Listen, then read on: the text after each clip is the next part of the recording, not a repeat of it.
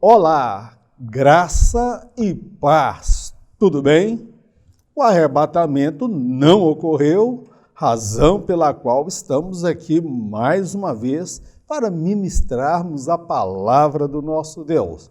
Para você que está nos assistindo pela primeira vez, seja muito bem-vindo à família Auxílio ao Mestre. Estamos aí semanalmente produzindo material, conteúdo para ajudar os professores e professoras da Escola Bíblica Dominical a, de certa forma, ainda que tímida, enriquecer os seus conhecimentos. E eu sou o presbítero Mauro Lúcio. Guarda esse nome porque eu careço das vossas orações. Hoje nós estaremos estudando a lição de número 10. O sistema de sacrifícios. Meu querido, quando nós olhamos a lei de Moisés e os sacrifícios no livro de Levíticos e observamos nos outros livros estabelecidos na lei de Moisés, nós vemos que havia todo um sistema de sacrifício. Tinha sacrifícios de animal, tinha sacrifícios de cereais, tinha sacrifício que era feito fora do arraial, dentro do arraial, tinha sacrifício que era totalmente consumido ao Senhor e tinha sacrifício também que parte dele o ofertante comia, usufruía, de igual modo a família do sacerdote. E nós queremos falar sobre os vários tipos de sacrifício que não foi uma invenção de Moisés, mas foram estabelecidos pelo próprio Deus. A oferta voluntária, o holocausto. Nesse primeiro tópico, nós vamos falar sobre a oferta voluntária. O que era a oferta voluntária?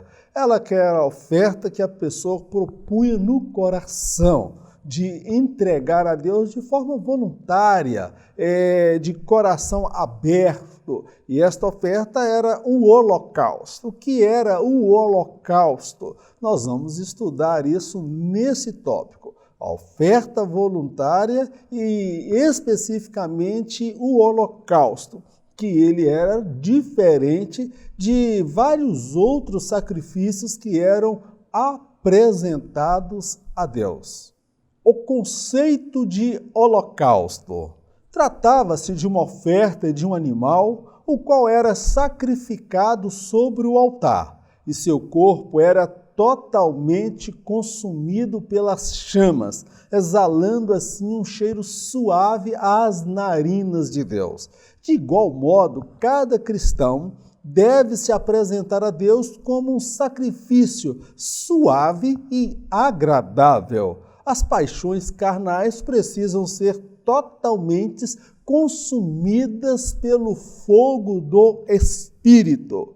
Então, o conceito de holocausto, ele vem de queimar toda a carne sobre o fogo, queimar absolutamente tudo, de modo que vai exalar um aroma que chegava até as narinas de Deus. Era um sacrifício de um animal. O seu corpo era todo consumido pelo fogo.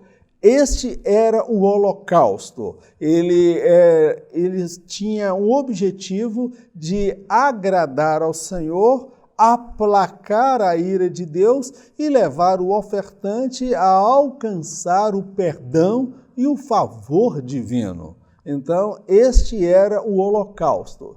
E Deus espera que, de igual modo ou semelhantemente, cada cristão venha se apresentar a Ele como um sacrifício vivo e agradável, um verdadeiro holocausto, onde as paixões carnais elas vão sendo queimadas sobre o fogo do Espírito Santo de Deus.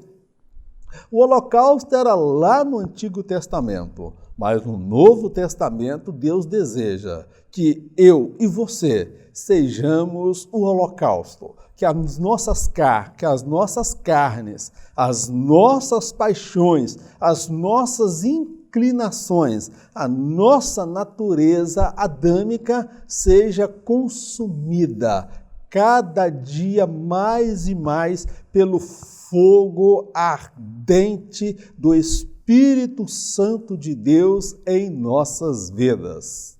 Bife mal passado não é holocausto. Há muitos que estão na casa de Deus que entregaram a alma para Jesus e a carne para os deleites e prazeres do pecado. Os mesmos estabeleceram um novo tipo de sacrifício, a saber, o bife mal passado. Estes, por sua vez, não se submetem à palavra de Deus como ela é. Antes, estabelecem o próprio padrão com o qual acreditam estar servindo ao Senhor. Não está proposto na lição. A lição ela trata do holocausto, que era a carne consumida por completa. Agora, nós observamos que há muitos que estão na casa de Deus que não passaram pelo holocausto, que não queimaram a sua carne no fogo do Espírito Santo. E são verdadeiros bife mal passado. Eu deixo aí para você a imagem de um bife mal passado. Isto aí não é holocausto, meu querido. Não há na Bíblia referência de bife mal passado como sacrifício a Deus. Muitas pessoas que estão na casa de Deus estão usando de mentira, de engano, entregando o seu corpo à lascívia, às paixões, à luxúria e aos impulsos das suas sexualidades. Essas pessoas são aqueles que estabeleceram um novo tipo de sacrifício, porque esse bife mal passado que está aí na igreja não é um padrão estabelecido por Deus. Ele estabeleceu o padrão, Deus estabeleceu o holocausto. Mas o crente carnal, ele estabeleceu o padrão do bife mal passado. Eles, por sua vez, não se submetem à palavra de Deus como ela é. Eles se submetem à palavra de Deus quando diz respeito aos seus interesses, às bênçãos, às vitórias e às conquistas. Mas quando diz respeito ao padrão moral, ético, padrão de pureza, santidade, eles não obedecem esse padrão. Eles estabelecem o próprio padrão e, o que incrível que pareça, eles acreditam estar servindo a Deus. Meu querido, esse tipo de pessoas são aqueles que acham que Jesus só quer o coração. O meu coração, Jesus, é todo seu, mas a minha carne é para os meus deleites e os meus prazeres. Meu querido, não basta passar pelo fogo, tem que permanecer no fogo. Tem muito crente bife mal passado na casa de Deus, que só passou pelo fogo, mas não precisa só passar, tem que permanecer no fogo, meu querido, para ser queimado totalmente pelo fogo do Espírito Santo e ser o holocausto suave e agradável às narinas de Deus. O que era a oferta de holocausto? Neste sacrifício, animais de diversos tipos, tamanhos e valores eram apresentados ao Senhor. O que realmente importava não era o tamanho do animal e seu valor, mas a forma sincera com a qual o ofertante se apresentava a Deus. Tanto os ricos como os pobres podiam oferecer sacrifício. A única condição era estarem convictos de seus pecados. O que era o holocausto? O holocausto era o sacrifício de um animal. Poderia ser um boi, poderia ser um cabrito, um cordeiro, uma rola, uma pomba, eram animais de diversos portes, tamanhos, valores diferentes, mas eram animais que eram sacrificados totalmente queimados, até virarem, vamos dizer, cinzas e exalar aquela fumaça que subia até as narinas de Deus. Nós observamos que o objetivo central desse holocausto, desta oferta, era que o ofertante reconhecesse o seu estado pecaminoso e miserável. Desta forma, tanto os ricos como os mais simples ou desprovidos de recursos materiais poderiam oferecer o seu sacrifício. Alguém poderia dizer, se eu pudesse, ofereceria um boi. De repente, você não pode oferecer um boi, mas você pode oferecer uma pomba, você pode oferecer um outro animal que não seja do porte de um boi. Então, meu querido, todos podiam oferecer, sim, o holocausto, um sacrifício que agradasse a Deus. Amém, querido? A única condição estabelecida é que o ofertante tivesse convicção do seu estado pecaminoso.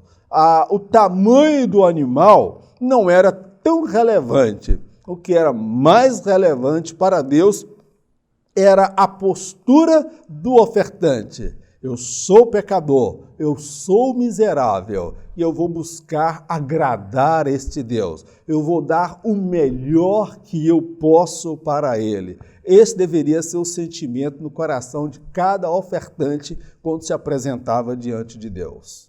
Uma oferta voluntária. Era uma oferta espontânea, ninguém era obrigado a fazê-la. O que deveria prevalecer era o sentimento de gratidão a Deus.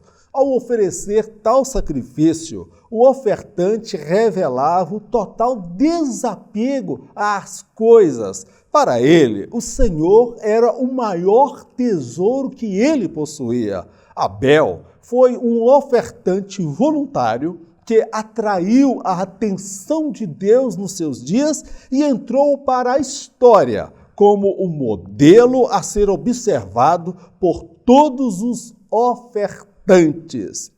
Nós observamos que essa oferta, ela também tinha característica de ser voluntária. Ela não era uma oferta obrigatória. Agora, a pessoa que se apresentava para oferecer esta oferta voluntária, espontânea, de coração, ele tinha como objetivo agradar ao Senhor. Ele era motivado pelo sentimento de gratidão. Outra colocação que eu faço, que ao fazer esta oferta, o ofertante estava revelando, dizendo para Deus, para o sacerdote, para a comunidade, para o mundo espiritual e para o inferno, que o Senhor Deus era a sua maior riqueza, era o seu maior tesouro. Esse ofertante voluntário, ele não tinha apego, idolatria com as coisas. Ele possuía as coisas, mas as coisas não o possuíam. É este o tipo de ofertante que Deus quer. Eu destaco que Abel, lá nos dias de Adão e Eva, que era o filho de Adão e Eva, Abel, ele foi um ofertante voluntário, porque não havia ainda a lei de Moisés estabelecendo como deveria ser o sacrifício. Ele fez aquilo de coração aberto, sincero, voluntário. Ele trouxe o melhor de si. E isto, meu irmão, atraiu a atenção de Deus. Deus se agradou da oferta de Abel. E hoje Abel, ele é tido como um padrão e um modelo de ofertante e adorador voluntário, porque a oferta dele foi sincera, voluntária e espontânea. O coração de Abel não estava apegado aos seus bens, às suas possessões. Ele deu o que ele tinha de melhor para Deus. É o que Deus espera de mim, é o que Deus espera de você. Amém, meu amado? O sacrifício de Cristo foi um holocausto agradável ao Pai.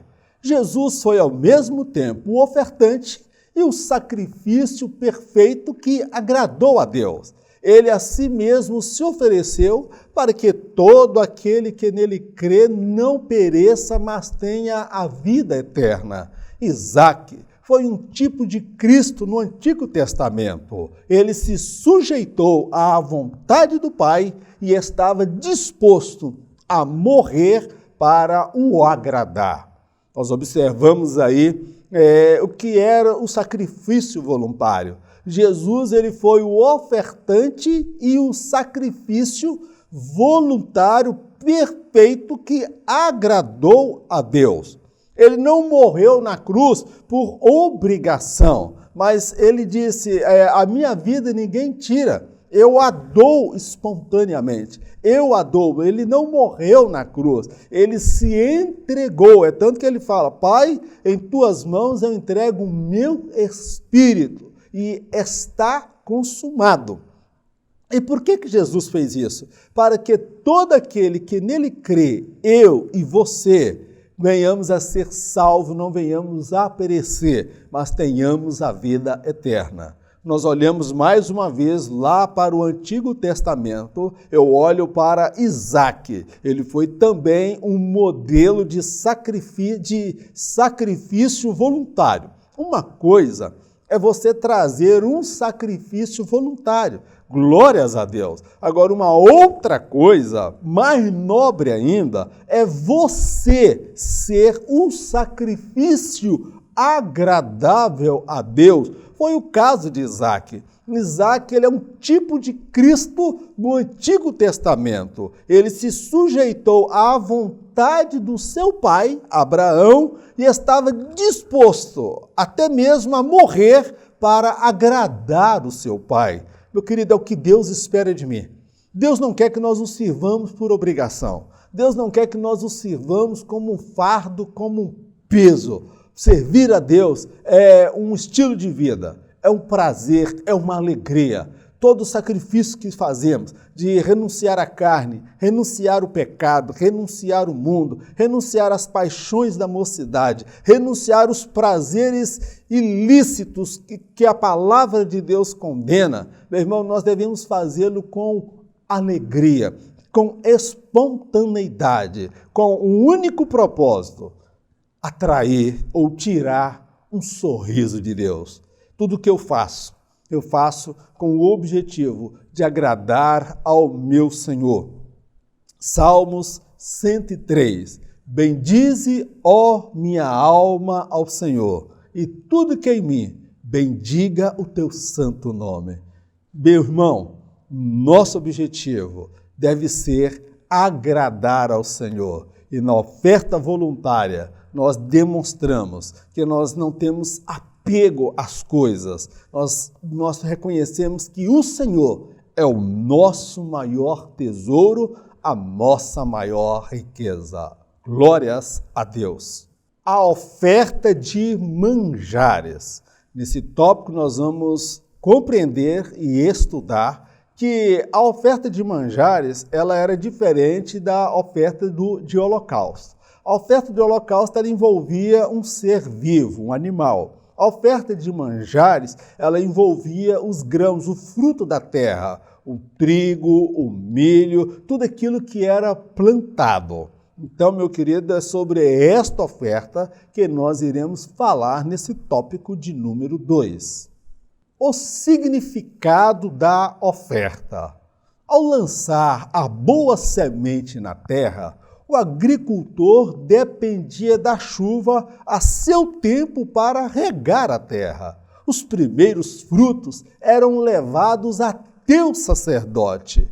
Neste ato, o ofertante reconhecia que Deus o havia feito prosperar. De igual modo, o Senhor espera que nos apresentemos diante dele com um coração grato, as mãos cheias para abençoar a sua obra aqui na terra. Meu querido, qual era o significado daquela oferta? O significado daquela oferta era o sentimento de reconhecimento e gratidão a Deus. Afinal de contas, do que valeria uma boa semente, a melhor semente, uma terra boa se Deus não mandasse a chuva ao seu tempo. Quando os primeiros frutos eles surgiam, a primeira colheita, o agricultor ou o ofertante, ele levava os primeiros frutos. Essa oferta é também conhecida como oferta das primícias. Ele pegava os primeiros frutos e levava até o sacerdote. Ah, irmão Mauro, mas ele levava lá o sacerdote? Levava ao sacerdote, porque aquilo ali serviria para suprir as necessidades da obra de Deus, porque o sacerdote também precisava de comida, o sacerdote precisava de alimento, ele tinha esposa, ele tinha filhos, então aquela oferta era a consagrada a Deus, apresentado, e a Bíblia afirma que digno é o trabalhador do seu salário, daí a razão do dízimo e da oferta. De igual modo, o Senhor espera ou deseja que eu e você nos apresentemos diante dele com um coração grato, as mãos cheias para abençoar a sua obra aqui na terra. Meu irmão, tem que haver duas coisas: um coração grato pelo tudo que Deus fez. Deus te fez prosperar. O que diz o Salmo, é Ele quem enche de bens a tua boca, de forma que a tua mocidade se renova como a águia. A prosperidade, a riqueza, os bens, as conquistas, as realizações são bênçãos da parte de Deus e nós devemos dar a Ele toda a glória e reconhecer. Se temos uma formação acadêmica, se temos uma profissão, se temos uma casa, se temos um carro, é pela graça de Deus, é pela bondade do Senhor. Amém, querido? Então apresentemos diante de Deus com o coração grato, porém com as mãos cheias para abençoar a obra de Deus aqui na terra, tá bom, meu irmão? Não é chegar lá de mãos vazias, meu Deus, meu coração está cheio de amor, eu amo o Senhor, glória a Deus, mas a mão está vazia. Vem cá, como é que essa obra vai continuar adiante? Então, não devemos apresentar diante de Deus com as mãos vazias. Igreja, lugar de abençoar e ser abençoado. Muitos veem a igreja apenas como um lugar onde será abençoado por Deus. A igreja é o lugar onde nos tornamos patrocinadores dos projetos de Deus. A igreja tem muitas despesas. Deus pode prover tudo de forma sobrenatural. Ele preferiu contar com cada membro do corpo de Cristo através dos dízimos, ofertas e do serviço voluntário dos cooperadores. Então, mais uma proposta que eu trago aqui que não está na lição. O que é a igreja? A igreja é um lugar onde eu sou abençoado e é um lugar onde também eu sou instrumento de bênção. Muitos veem a igreja somente como um lugar para ser abençoado. Eu vou ali receber a minha bênção, eu vou receber ali o meu milagre. Então, meu irmão, a igreja, ela tem muitas despesas. A igreja paga água, paga luz, paga IPTU, paga energia do ar condicionado, como eu já disse, paga luz. Tem funcionários, tem o porteiro, tem muitas pessoas que fazem a limpeza, a manutenção, ou seja, a igreja tem despesa, o salário do pastor é legítimo que, se ele vive por conta da obra de Deus e é de fato um homem de Deus, que ele seja remunerado, assalariado. Então, meu querido, agora eu pergunto para você, Deus não poderia trazer e mandar um anjo todo mês com um pote de ouro e suprir as necessidades da igreja? Deus pode agir no sobrenatural, mas eu quero lembrar os irmãos que a igreja é o lugar onde Deus nos dá a oportunidade de patrocinarmos os seus projetos aqui na terra. Nos dias do profeta Elias, o profeta Elias não foi enviado a nenhuma das viúvas de Israel. O próprio Jesus fala isso. Ele foi levado até a uma viúva que era uma viúva pagã, uma viúva na cidade de Sarepta. E ali, meu irmão, ela abriu o coração para abençoar o homem de Deus quando ela nem tinha recursos necessários, mas foi um ato de fé. Meu irmão, a igreja é o lugar onde nós abençoamos. Somos convocados, somos colocados na posição de patrocinadores. Deus poderia contar com um descrente. Deus usou vários homens descrentes no passado para abençoar o seu povo, para o andamento da sua obra. Ele usou o rei Ciro, o rei Artaxerxes, ele usou vários homens poderosos da época para abençoar o seu povo. Deus pode fazer. Se você acha que Deus precisa do seu dízimo, sem o seu dízimo a igreja não anda, meu irmão, você está equivocado. O seu dízimo ele é muito bem-vindo quando você reconhece que você está patrocinando os projetos de Deus. Ah, irmão Mauro, mas o pastor, ele tem um negócio de desvio de dinheiro aí que não está indo para o lugar certo. Meu irmão, o primeiro tesoureiro do ministério de Jesus, ou o primeiro tesoureiro do cristianismo, ele gostava de embolsar um dinheirinho por fora, ele era ladrão. O Evangelho trata disso. Mas, como eu já disse numa outra lição, a má conduta de alguém que se diz homem de Deus não anula um preceito divino. O dízimo é legítimo, ele é para a manutenção da obra de Deus. Então, a igreja é um lugar de abençoar e ser abençoado. E há também na igreja aqueles que prestam trabalho voluntário, que estão abençoando a obra de Deus. São as professoras que dão aula para as crianças, os professores e professoras que dão aula para os jovens, para os adultos. Então, a igreja não é um lugar só onde nós somos abençoados. A igreja é o lugar onde nós abençoamos, com os nossos bens, com os nossos talentos, com as nossas habilidades e com as nossas competências. Como era a oferta de manjares? Esta oferta era composta exclusivamente por grãos novos. Normalmente eram apresentados em forma de farinha e misturados ao azeite. Jesus foi a oferta de manjares oferecida a Deus. Ele foi moído pelos nossos pecados, passou pela fornalha da aflição. Ele é o pão vivo que sacia a fome do mundo. Semelhante a José no Egito, a igreja tem um alimento que sacia a fome do mundo.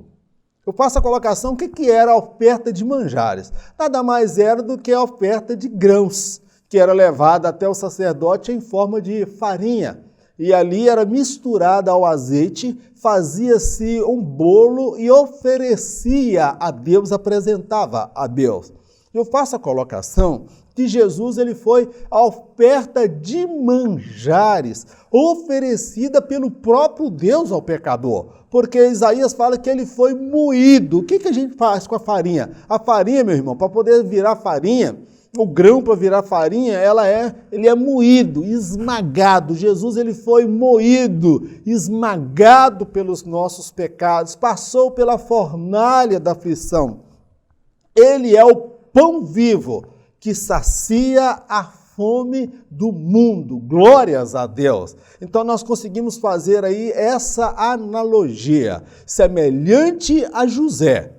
Nos seus dias lá no Egito, quando ele abriu todos os celeiros e saciou a fome do mundo da sua época, ele recebeu até o nome de Safenete-Peneia, ou Salvador do mundo, porque ele salvou o mundo da sua época. José também é um tipo de Cristo no Antigo Testamento. E a igreja, ela foi colocada na posição de celeiro do mundo. Ela tem a palavra, ela tem o pão da vida que é Jesus. Agora a igreja precisa pregar e levar esse alimento aos famintos, aos necessitados. Havendo, pois, fome sobre toda a terra, abriu José tudo em que havia mantimento e vendeu aos egípcios, porque a fome prevaleceu na terra, e de todas as terras vinham ao Egito para comprar de José, porquanto a fome prevaleceu em todas as terras. Gênesis capítulo 41, 56 a 57. Aqui, meu irmão, nós vemos que José, em tempo da escassez, em tempo da fome, ele abriu todos os celeiros e alimentou tanto os egípcios, os de casa, como aqueles que eram fora do Egito. Então, a palavra de Deus, ela é alimento para aquele que está na casa de Deus e ela também é alimento para aquele que está fora da casa de Deus, que ainda não aceitou Jesus, que precisa ouvir a palavra do nosso Deus. Ah, irmão Mauro, mas José lá no Egito, ele vendeu. E quem diz que o evangelho é de graça? Houve um preço. Jesus pagou o preço lá na cruz do Calvário, meu querido. Não foi de graça, não. Jesus pagou. Agora, o que eu não posso é cobrar para pregar o evangelho. Tá bom, meu irmão? O que eu não posso é mercantilizar a palavra de Deus. É digno de salário e sustento o obreiro que vive por conta da obra de Deus. Agora, a gente tem que tomar um cuidado muito grande, porque o evangelho, em muitos lugares, tem sido mercantilizado, negociado. Muitos pregam o evangelho, não é por causa de amor às almas ou convicção de chamada ministerial. Prega por causa do dízimo, das ofertas gordas, por causa das oportunidades inúmeras de ascensão até na carreira política. Então, meu querido, nós observamos que José, no tempo certo, ele saciou a fome dos egípcios e saciou a fome de todos os moradores da terra da sua época. Amém, amado? A igreja precisa abrir os seus celeiros de pregadores, de professores, de homens e mulheres de Deus para anunciar a este mundo que há fome lá fora, mas nós temos a palavra de Deus e o homem tem fome de ouvir a mensagem verdadeira transmitida por lábios verdadeiros que adoram ao Senhor. A oferta aponta para um alimento espiritual. A igreja do Senhor é um celeiro de Deus que possui o alimento que sacia a fome do homem. Só é possível alimentar o próximo com o pão da vida se primeiro estivermos devidamente nutridos. Muitos morrem por comerem um alimento venenoso. Já outros morrem por desprezarem o alimento oferecido por Deus. Então, nesse tópico, nós podemos destacar que, de fato, Jesus ele é o pão da vida. Aquele sacrifício lá de manjares apontava para Jesus, o pão da vida. Então, já falei, a igreja ela é um celeiro de Deus que possui alimento que sacia o homem. Então, agora eu faço a seguinte colocação. Só é possível alimentar o próximo se nós estivermos primeiro, irmãos, saciados, nutridos. Há muita gente que quer pregar, há muita gente que quer ensinar, há muita gente que quer o microfone para transmitir a mensagem, mas ele não passou pela palavra, ele não vivenciou, ele não se alimentou. Como eu disse na lição anterior, o sacerdote tinha 12 pães lá dentro, meu amado, do Santo dos Santos. Então, ali, né, entre o Santo dos Santos e tinha o lugar santíssimo. Então, ali, no Santo dos Santos, tinha ou seja, o lugar santo, me desculpa, é o lugar santo. Tinha ali uma mesa com 12 pães. E era desses pães que o sacerdote deveria comer.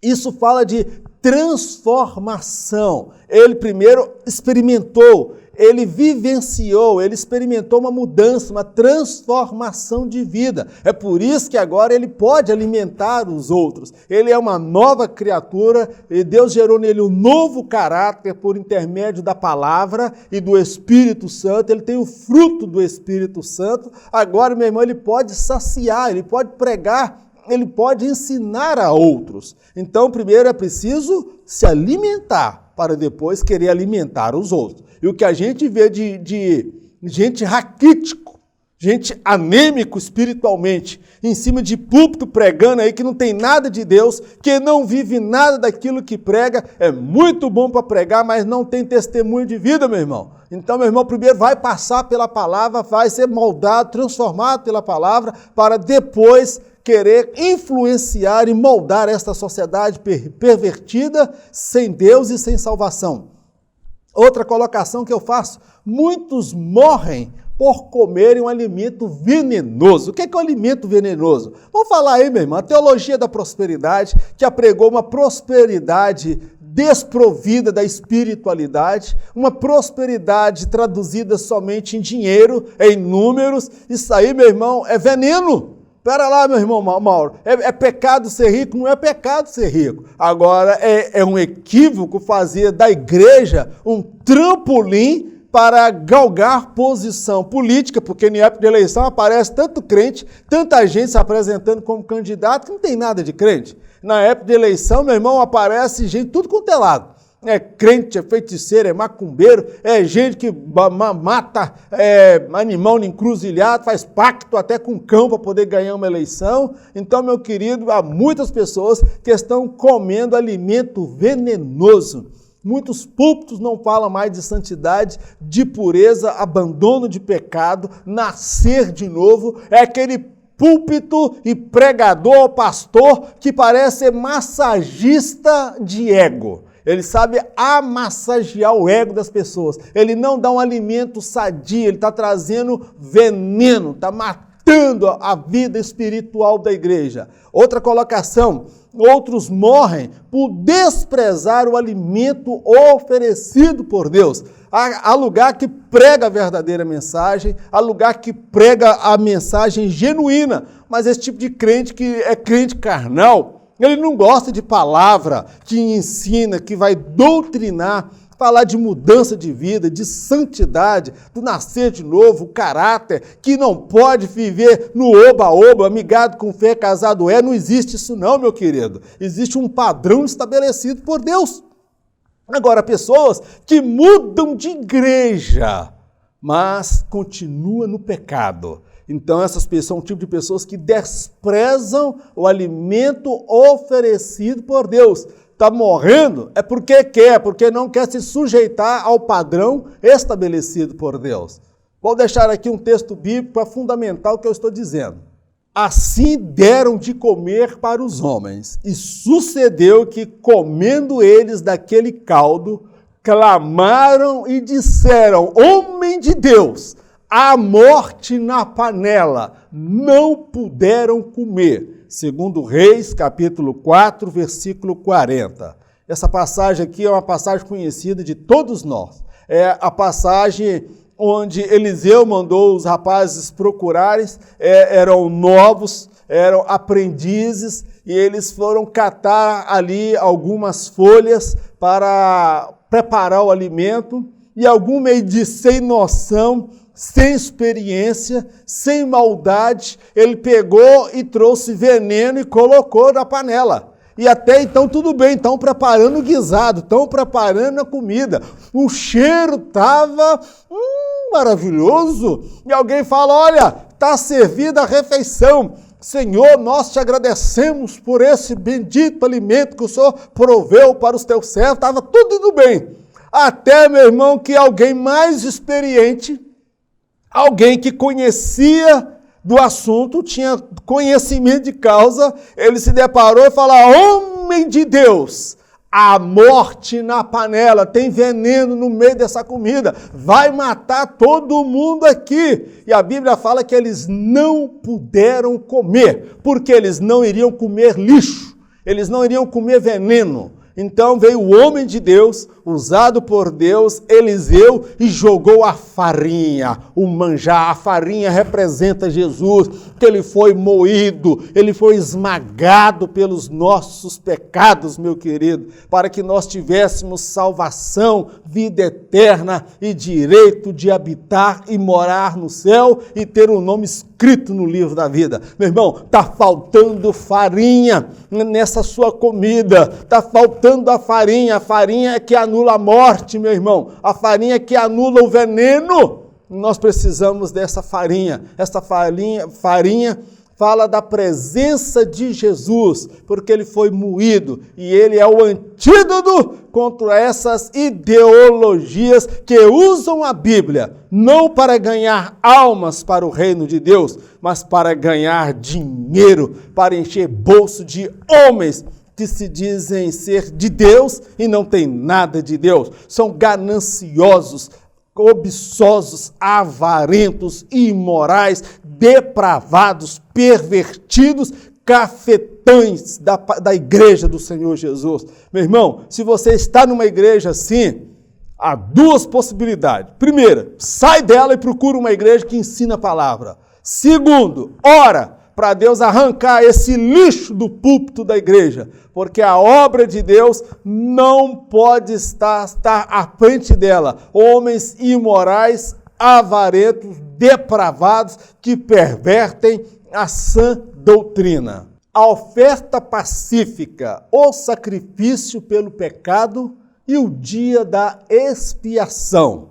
Nós vamos observar nesse tópico que a oferta pacífica e o sacrifício pelo pecado e o dia da expiação. Havia um dia especial em Israel em que era considerado como o dia da expiação. Nesse dia oferecia-se um sacrifício pacífico, espontâneo, como reconhecimento da graça, da bondade, da misericórdia de Deus, reconhecendo o perdão que foi oferecido por Deus ao povo de Israel. E nesse dia ninguém trabalhava, nesse dia o povo tirava o dia para jejuar e buscar a presença de Deus. É sobre isso que nós queremos falar nesse último tópico dessa nossa lição de hoje.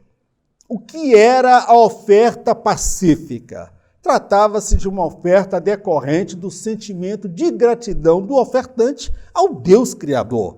Após o ofertante imolar o animal, as partes miúdas eram queimadas no altar, enquanto as partes nobres eram desfrutadas pelo sacerdote e o ofertante. Deus espera que nossas ofertas sejam fruto de um coração grato a Ele. Então, o que era a oferta pacífica? Era aquela oferta que a pessoa trazia de coração aberto, de bom grado, tá bom, meu querido? Ao Deus Criador. E há uma outra característica nesta oferta pacífica, que não era uma oferta obrigatória, como outras ofertas estabelecidas por Deus. Esta oferta pacífica, ela tinha uma outra característica, que o ofertante, ele poderia desfrutar desta oferta, porque ele levava o animal para ser imolado. Aquele animal, ele era imolado, passava a faca, cortava ali o pescoço, separava o sangue, porque não podia estar a carne misturada com sangue. As partes miúdas eram colocadas no altar do sacrifício, eram queimadas, era feito nela o holocausto, totalmente consumida pelo fogo. E as partes nobres, o pernil, o lombo e outras partes do animal, o ofertante e o sacerdote podiam se alimentar deles, tá bom, meu querido? Essa era a oferta pacífica, do qual o ofertante também, ele tanto ofertava, como ele também poderia participar da oferta. Esta era a oferta pacífica. A simbologia da oferta pacífica. Há uma riqueza de significados nesta oferta. A principal consiste no fato de Jesus efetuar a reconciliação entre o homem e Deus. Muito em breve, Jesus voltará por sobre as nuvens para buscar pessoalmente todos que lhe foram fiéis. Na ocasião, todos assentarão à mesa com o Pai e participarão das bodas do Cordeiro de Deus. A simbologia da oferta pacífica, ela tinha como característica, todas as ofertas, elas tinham como característica estabelecer a comunhão entre Deus e o homem, entre o ofertante e Deus, o Criador. Então, nesta oferta pacífica, a simbologia dela, ela tem muitos significados. Mas eu quero me ater aqui ao que Jesus realizou na cruz do Calvário. Ele conseguiu, através do seu sangue, reconciliar o homem e Deus, tá bom, meu querido? E outra coisa, muito em breve, já falta muito pouco, ele voltará por sobre as nuvens para buscar pessoalmente. Ele não vai vir mandando arcanjo, Miguel, Gabriel, querubim, serafim, não. Ele virá pessoalmente buscar todos que lhe foram fiéis. Meu irmão, se você é fiel, continua sendo fiel, porque em breve ele estará voltando para buscar o seu povo, a sua igreja.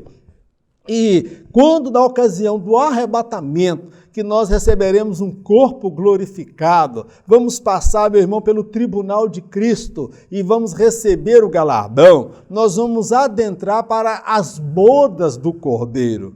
Meu amado, eu vou me assentar à mesa com o Pai. Glórias a Deus.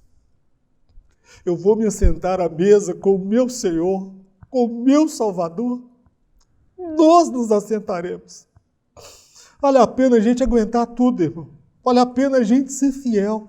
Porque Jesus, o que ele conseguiu lá na cruz do Calvário, ele foi a oferta pacífica. Ele se doou, ele se deu para reconciliar.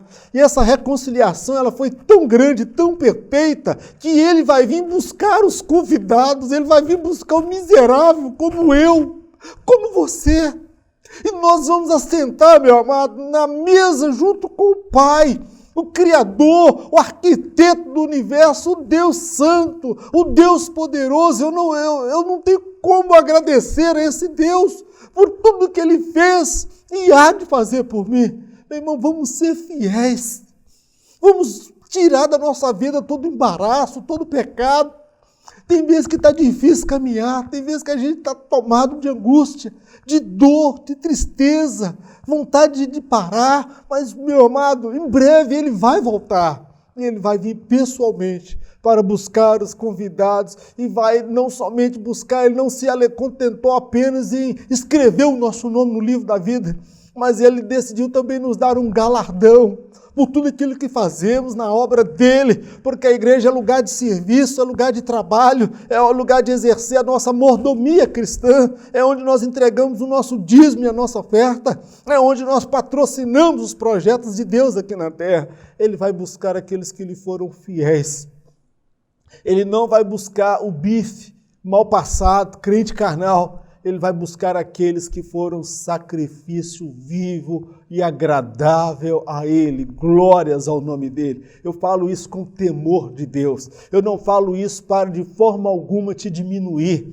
Eu não falo isso de forma alguma com ar de superioridade, porque o meu telhado é de vidro, meu querido. Eu estou sujeito a cometer o pior dos pecados. Eu estou sujeito, meu irmão, a colocar tudo a perder aos 45 do segundo tempo. Porque a Bíblia fala que não há um justo sequer que faça o bem e depois não peque. Eu falo com o temor de Deus.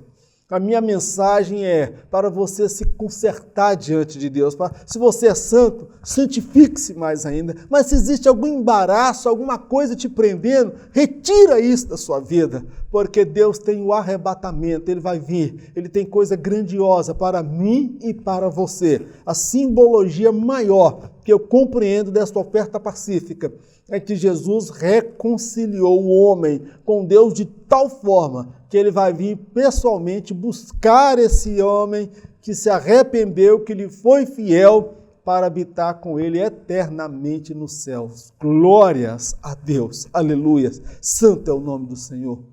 O que era a oferta pelo pecado? No ato da oferta, o ofertante reconhecia seus pecados cometidos e, por intermédio da oferta, buscava a reconciliação e o perdão de Deus. O ritual se dava fora dos domínios do arraial de Israel. Jesus rasgou o véu da separação ao morrer na cruz. Infelizmente, muitos estão na casa de Deus usando de engano. Os mesmos estão há costurar o véu que fora rasgado. O que era oferta pelo pecado? Era aquela oferta que o pecador ele estava ciente do pecado que ele cometeu. Meu irmão, quem adulterou sabia que tinha adulterado. Pecado tem nome, tá bom, meu irmão? Ah, se eu te peço perdão de todos os meus pecados, mas fala para Deus qual é o pecado que você tem. Fala para ele onde é que foi errou. Se eu tratei mal a minha esposa, espanquei o meu filho, eu dei calote, eu não paguei, eu sou todo enrolado, atrapalhado, eu roubei o dízimo, eu roubei a oferta, eu estou usando de mentira, eu estou usando de engano dentro da casa do Senhor. Tem misericórdia. Era a oferta pelo pecado, meu irmão. Ah, irmão, vamos pegar um boizão daquele bem grande e vou entregar a Deus. Não, meu irmão, Jesus já fez isso. É por isso que você precisa do sangue de Jesus na sua vida, porque ele foi o sacrifício perfeito. João fala, filhinhos, não pequeis, mas se todavia vocês pecarem, o sangue de Jesus Cristo, seu Filho, vos purifica de todo pecado. Meu irmão, nós precisamos fazer confissão. Outra coisa, esse ritual, ele se dava fora dos domínios do arraial de Israel. Não era lá dentro do arraial ou lá no tabernáculo, era fora do arraial que era feito esse sacrifício pelo pecado. Então eu destaco aqui que Jesus, irmão, quando ele morreu na cruz, o véu foi rasgado de cima a baixo, o véu da separação. Você lembra que o homem não podia ter livre acesso a Deus? Somente um homem em Israel, 1 em 2 milhões. Aproximadamente 2 milhões podiam entrar uma vez por ano no Santo dos Santos, no lugar santíssimo, para oferecer sacrifício por si, pelo seu pecado e o pecado do povo. Aquele véu foi rasgado ao meio. Agora, o que eu observo, irmão, que muitos, infelizmente, muitos estão na casa de Deus usando de engano. Eles agem como se estivesse costurando o véu. Jesus ele abriu o véu para eu ter livre acesso a Deus. Mas quando você se envolve com o pecado, a Bíblia fala que os vossos pecados fazem separação entre vós e o vosso Deus. Irmão, eu falo com temor de Deus, meu querido. Eu não quero de forma alguma te diminuir, mas tem muita gente, não poucos, que estão usando de engano na casa de Deus. É como se ele estivesse tentando costurar o véu. Ó, Jesus, eu não quero livre acesso não, meu pastor vai ter acesso para interceder por mim, a dirigente do ciclo de oração vai ter acesso para interceder por mim, o meu pai e minha mãe vai ter acesso para interceder por mim, mas eu não vou interceder, meu irmão. Quem não quer se apresentar diante de Deus está na condição de Adão e Eva quando pecaram contra Deus. Convicção de pecado. Não quer se relacionar com Deus, porque Deus não se relaciona com pecadores que insistem na prática do pecado. Deus se relaciona com pecadores arrependidos. Ah, irmão Mauro, então não há esperança para aquele que está em pecado? Há esperança, se ele se arrepender, confessar e se humilhar diante de Deus. A palavra do Senhor afirma que aquele que encobre as suas transgressões, até as suas orações não serão ouvidas e atendidas. O que confessa e deixa, alcançará misericórdia, mas aquele que encobre os seus erros e os seus pecados e usa de engano na casa de Deus, até a sua oração será rejeitada. Então, meu amado, vamos nos humilhar diante de Deus e fazer, meu amado, a oferta pelo pecado. Meu irmão Mauro, mas como é que eu faço isso? Entra para dentro do teu quarto, fecha a porta, se humilhe diante de Deus. Fala, Pai, eu tenho pecado contra Ti. Eu tenho usado até aqui uma vida de engano, de mentira, de falsidade. Eu estou dominado pelo espírito da luxúria, da lascívia, da pornografia. Eu estou envolvido com amante, estou envolvido com sexo fora do casamento. Eu estou mentindo, eu estou enganando, eu estou roubando os dízimos, eu estou fazendo coisas abomináveis aos olhos. Mas eu peço que o Senhor me perdoe, tem misericórdia de mim. Meu irmão, um coração quebrantado e sincero, Deus jamais resistirá. Hoje Ele está com a mão estendida para lhe abençoar, para lhe ouvir, para lhe socorrer. mas amanhã ele se apresentará como o juiz para te julgar. O momento do perdão, da misericórdia é agora, é hoje, porque amanhã, no juízo de Deus, não haverá lugar para misericórdia, para súplica e arrependimento. O grande dia da expiação, conhecido também como o dia do perdão, ocasião em que todos deveriam jejuar e não realizar trabalho algum. Deveria ser um dia voltado para a reflexão e reconhecimento do tão grande perdão de Deus. Há ocasiões que se faz necessário parar tudo, fazer uma autoavaliação e ver se não há no coração uma raiz de amargura ou falta de perdão. O que era o dia da expiação? Era um dia específico em Israel, onde toda a nação tirava o dia para jejuar e fazer um sacrifício e meditar no perdão oferecido por Deus. Nesse dia ninguém trabalharia, todos ficariam por conta de se voltar para Deus. Era aquele dia em que o pai, a mãe, o irmão, a família, elas se reuniam e jejuavam, buscavam a presença de Deus e não trabalhavam, e ali eles reconheciam que eram pecadores, mas foram perdoados por Deus. Era o dia de celebrar o perdão, a misericórdia, a graça de Deus. Deveria ser um dia voltado para a reflexão e o reconhecimento do tão grande perdão que foi oferecido por Deus, trazendo para as nossas vidas. Há ocasiões, irmãos, que se faz necessário parar tudo. Há momento que nós precisamos parar tudo. Estou falando para você depois que você ouviu esta mensagem. É momento de você parar. É momento de você rever seus conceitos. Tem momento que você tem que parar tudo. Para tudo e faça uma avaliação. Um dia que você não vai trabalhar, um dia para você jejuar, buscar a presença de Deus, para ver se não há no seu coração uma raiz de amargura, uma falta de perdão, um pecado oculto. Sabe lá, eu estou sujeito a cometer pecados, muitos pecados às vezes passam ocultos. E por que às vezes eu perco a comunhão, estou com uma tristeza, uma angústia, preciso buscar a Deus. Tem um momento que a gente tem que parar tudo, como fez Josué. Josué, quando soube da derrota do povo de Israel para a cidade de Ai, ele não mandou um segundo pelotão mais poderoso ou todo o exército, ele parou tudo. Ele tirou tempo para buscar a Deus, ele tirou tempo para jejuar, ele não trabalhou e ficou com a boca no pó para Deus falar com ele.